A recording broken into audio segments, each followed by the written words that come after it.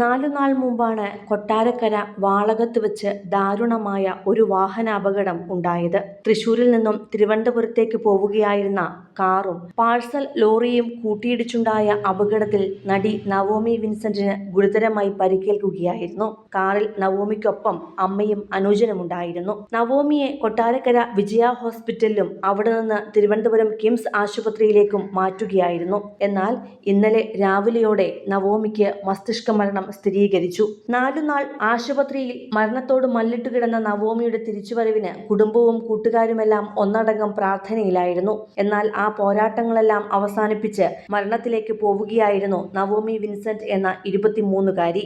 നവോമിക്കൊപ്പം യാത്ര ചെയ്തിരുന്ന അമ്മയ്ക്കും സഹോദരനുമേറ്റ പരിക്കുകൾ ഗുരുതരമല്ല. അതുകൊണ്ട് തന്നെ ഇരുവരെയും തൃശൂരിലെ ആശുപത്രിയിലേക്ക് മാറ്റുകയും ചെയ്തിരുന്നു.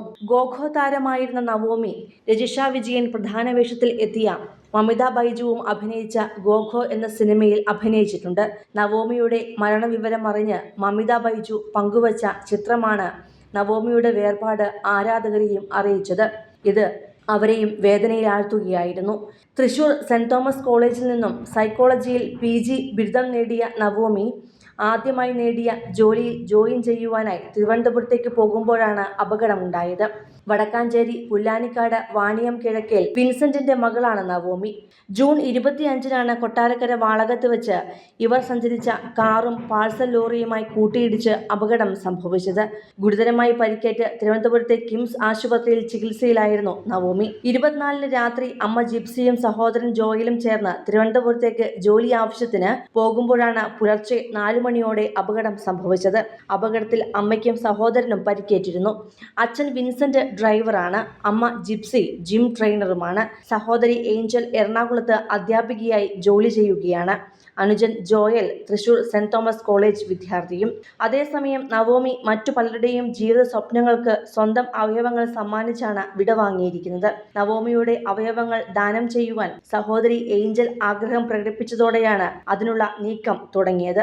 സംസ്ഥാന സർക്കാരിന്റെ അവയവദാന പോർട്ടൽ വഴി രജിസ്റ്റർ ചെയ്തവർക്ക് അവയവങ്ങൾ നൽകും. കരൾ, ഹൃദയം, കണ്ണുകൾ, വൃക്കകൾ എന്നിവയുൾപ്പെടെ മാറ്റാൻ അനുവാദം നൽകിയിട്ടുണ്ടെന്ന് ബന്ധുക്കൾ പറഞ്ഞു. അവയവം മാറ്റലും പോസ്റ്റ്മോർട്ടം നടപടികളും പൂർത്തിയാക്കിയ ശേഷം ബുധനാഴ്ച വടക്കാഞ്ചേരിയിലാണ് സംസ്കാരം നടക്കുക. അതേസമയം നവോമിയുടെ വേർപാട് പ്രിയപ്പെട്ടവർക്കും സുഹൃത്തുക്കൾക്കുമെല്ലാം വലിയ വേദനയാണ് നൽകിയിരിക്കുന്നത്. സമൂഹ മാധ്യമങ്ങളിലെല്ലാം വളരെയധികം സജീവമായിരുന്ന നവോമിയുടെ ചിത്രങ്ങളാണ് ഇപ്പോൾ പ്രിയപ്പെട്ടവർക്ക് വേദനയായി മാറുന്നതും.